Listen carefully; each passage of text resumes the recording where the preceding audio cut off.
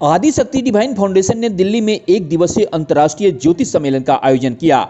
इस खास आयोजन में देश विदेश के ज्योतिषाचार्यों ने भाग लिया और अपने अनुभव बांटे। कार्यक्रम की शुरुआत दीप प्रज्वलित कर किया गया।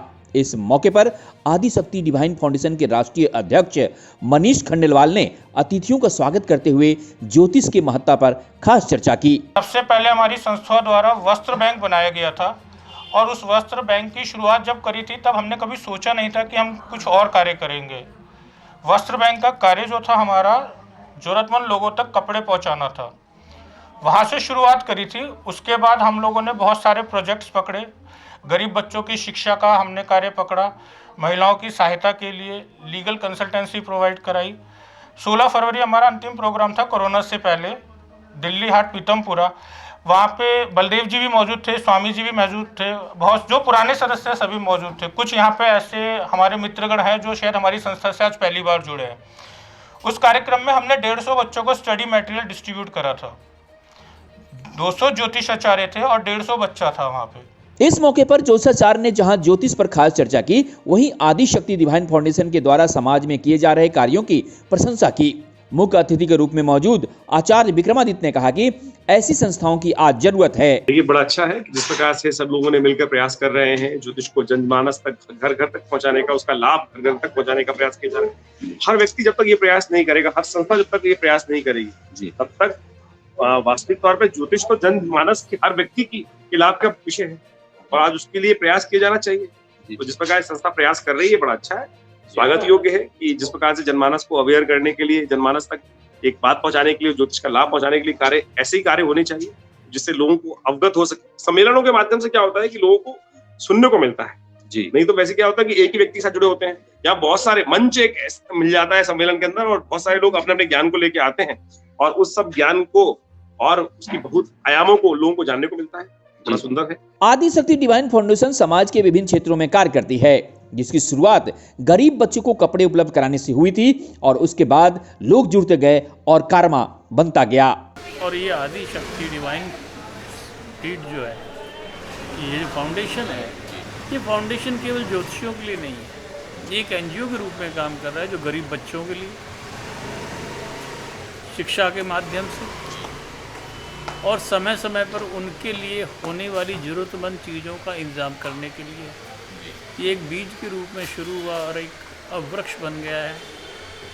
आने वाले समय में ये एक वट वृक्ष का रूप लेगा और समाज में जो लोग ज्योतिष के माध्यम से अपना भविष्य, भूत या अपनी परेशानियों को जानना चाहते हैं, उसके लिए निःशुल्क रूप से सेवा भी करेगा, मार्गदर्शन भी करेगा। और जो विद्यार्थी पढ़ना चाहते हैं उनके लिए आज ये मुफ्त पुस्तकें, पेंसिलें, रफ कॉपीज़ वगैरह आदि उनको दे रहे हैं। कुछ परिवार ऐसे हैं जो बहुत कमज़ोर हैं, तो उनको भी और एनजीओ के साथ मिलकर ये आर्थिक सहायता उपलब्ध करा रहे हैं। इस मौके पर आदिशक्ति डिवाइन फाउंडेशन के राष्ट्रीय अध्यक्ष मनीष खंडेलवाल की तारीफ करते हुए वरिष्ठ मीडियाकर्मी राजीव निशाना ने कहा कि जिस ऊर्जा के साथ ये कार्य कर रहे हैं, जिससे लोगों के बीच ज्योतिष के प्रति रुझान तो बढ़ेगी, साथ ही समाज में जागरूकता भी आएगी।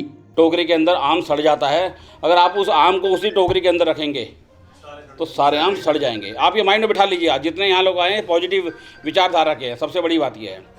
तो उस जो आम सड़ा हुआ उसको अलग कर दीजिए, आपको जरूरत नहीं है ना उस आम को साथ में लेके चलने की, क्या मजबूरी आ गई है।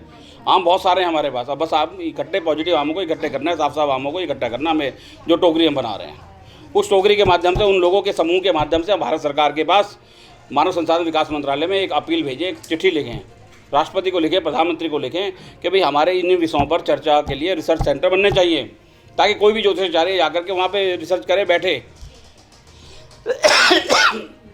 जैसे लाल बहादुर शास्त्री विद्यापीठ है, ठीक है, दिल्ली में एक बना हुआ है, लेकिन वहाँ पर हर व्यक्ति नहीं पहुँच सकता, वहाँ सब जो स्टूडेंट है वही जा पाएगा।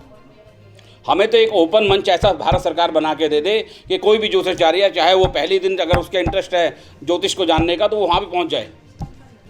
आज बहुत सेंटर बने हुए, पैसे बहुत लूटे जाते हैं, उसमें वो नहीं है, उनका ठीक है व्यापार चल रहा है, लेकिन व्यापार के हिसाब से इसको विज्ञान की दृष्टि में तो लेकर आए हम। अगर आज हम लोग जो चाह रहे हैं यहाँ पर जिसलिए इकट्ठा हो रहे हैं, एक टॉपिक को लेकर के भाई हम लोगों को क्या करना चाहिए, तो उसे करने के लिए मेरा मानना है जो सेठी जी एक अच्छे से लोगों का समूह बना करके आप जो है मंत्री जी से मिले और उसमें डिमांड लेटर दें कि हमारे को ये पॉइंट है, इन पर 11 सूत्रीय मांग की एक स्कीम चालू करें राष्ट्रीय स्तर पे, और अंतर्राष्ट्रीय स्तर पे भी आप इसको वर्क को कर सकते हैं। तो मेरे हिसाब से मेरी शुभकामनाएं और आपके साथ हर वक्त जुड़ने का सहयोग है। कोई ऐसा होता है तो आप मुझे बताइएगा। नमस्कार। ज्योतिष शास्त्र एक बृहद ज्ञान है, इसे सीखना आसान नहीं। ज्योतिष शास्त्र को सीखने से पहले इस शास्त्र को समझना आवश्यक है। सामान्य भाषा में कहे तो ज्योतिष माने वह विद्या या शास्त्र जिसके द्वारा आकाश स्थित ग्रहों, नक्षत्रों आदि की गति, परिमाप, दूरी इत्यादि का निश्चय किया जाता है। ऐसे ही जो किसी का खराब समय चल रहा है, मान लीजिए शनि का ट्रांजिट उसका खराब है और 2.5 साल ओवरऑल खराब है, तो केवल से केवल उसको गुरु का ट्रांजिट बचा सकता है, क्योंकि 1 साल में गुरु उस 2.5 साल में 2 बार तो चेंज हो जाएगा ना, तो उस 1 साल में वो बच जाएगा। लेकिन होता क्या है, शनि का ट्रांजिट खराब है, हम उसको उपाय पे उपाय। तो आप सबसे पहले मैं अपना अनुभव बता रहा हूँ, ये नहीं मैं कहूँगा कि आप लोग यही फॉलो करें। सबसे पहले प्रॉमिस देखिए, उसके बाद ये देखिए कि उपाय करने से इसको कितने % फायदा होगा। उपाय वहीं पर कराइए, या उसका जो समय खराब है उस समय खराब को उसको कैसे निकालना है, वो आपका उपाय है। समाज में बहुत सारी चीज़ें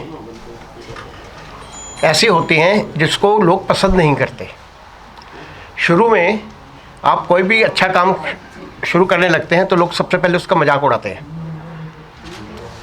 फिर उसका विरोध शुरू हो जाता है और उसके बाद फिर उसको सभी स्वीकार कर लेते हैं। ऐसा ही इनके साथ हुआ होगा। इन्होंने जिस दिन ये सोचा होगा कि हमें वस्त्र बैंक बनाना है तो कुछ लोगों ने मजाक उड़ाया होगा, कुछ लोगों ने विरोध किया होगा, लेकिन आज ये संस्था यहाँ तक पहुँच गई है कि हम और आप मिलके इस पवित्र काम को आगे बढ़ा रहे हैं।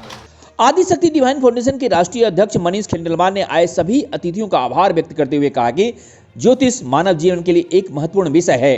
दैनिक जीवन में इसका उपयोग संभावित अनिष्ट के निवारण और उज्जवल भविष्य के निर्माण के लिए किया जा सकता है। ज्योतिष अंधविश्वास नहीं बल्कि जीवन के सही दिशा में चलाने के लिए, सही समय पर सही कार्य करने के लिए एक मार्गदर्शक हो सकता है। देखिए, कोरोना के अंदर लॉकडाउन में हमने वेबिनार किया था गूगल मीट पे ऑनलाइन, तो उसमें सभी को अपना पक्ष रखने का, अपनी बातें बताने का, अपना ज्ञान देने का मौका मिला था। आज भी हम लोग यहाँ से वर्कशॉप ऑनलाइन चलाते हैं अपने कार्यालय से, और अब हमने यहाँ पे इंस्टीट्यूट के अंदर फिजिकल वर्कशॉप भी स्टार्ट कर दिए। तो लोग बाग बहुत सारे यहाँ पे माध्यम है उनको सीखने के लिए, ऑनलाइन सीख सकते हैं, ऑफलाइन इंस्टीट्यूट में आके सीख सकते हैं। आप ज्योतिष का ज्ञान ले सकते हैं, ज्योतिष शिक्षा ले सकते हैं, फॉरेन लैंग्वेजेस का यहाँ कोर्स है, इंग्लिश स्पीकिंग कोर्स है, कंप्यूटर का कोर्स है। तो बहुत सारे क्षेत्रों में हम लोग काम कर रहे हैं। उद्देश्य संस्था का एक ही है कि लोगों को उसका फायदा मिलना चाहिए। आदिशक्ति डिवाइन फाउंडेशन के इस अंतर्राष्ट्रीय ज्योतिष सम्मेलन में ज्योतिषाचार्यों को उनके उल्लेखनीय कार्यों के लिए सम्मानित भी किया गया। से आदिशक्ति फाउंडेशन काम करता है, निश्चित तौर पर वो समाज के लिए एक अग्रणी है। कैमरा पर्सन राशि के साथ मानवेंद्र, नमस्कार।